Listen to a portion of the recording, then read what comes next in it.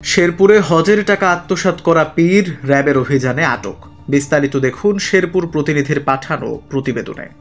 পবিত্র হজের নামে প্রতারণা করে সাধারণ মানুষের কাছ থেকে মোটা অঙ্কের অর্থ আত্মসাৎ করা এক পলাতক আসামিকে রাজধানীর আশুলিয়া এলাকা থেকে গ্রেফতার করেছে র্যাব 14 এর জামালপুর ক্যাম্প সিপিসি 1।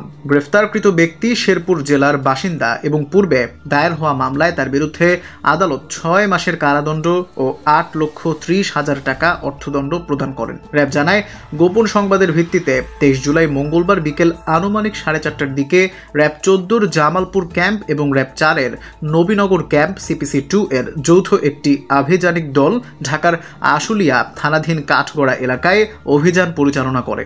এ সময়ে ওয়ারেন্টভুক্ত আসামি মোহাম্মদ শফিকুল ইসলাম ওরফে পীরকে গ্রেফতার করা হয়। গ্রেফতারকৃত শফিকুল ইসলাম দীর্ঘদিন যাবৎ পলাতক ছিলেন। তার বিরুদ্ধে অভিযোগ, তিনি হজে পাঠানোর নাম করে একাধিক ব্যক্তির কাছ থেকে লক্ষাধিক টাকা নিয়ে প্রতারণার আশ্রয় নেন এবং টাকা আত্মসাৎ করেন।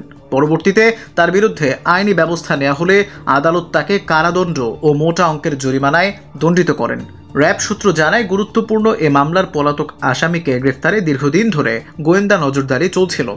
অবশেষে আশুলিয়ায় অবস্থান নিশ্চিত করে সফলভাবে অভিযান পরিচালনা করা হয়। গ্রেফতারের পর আইনানুগ ব্যবস্থা গ্রহণের জন্য তাকে শেরপুর জেলার সদর থানায় হস্তান্তর করা হয়েছে।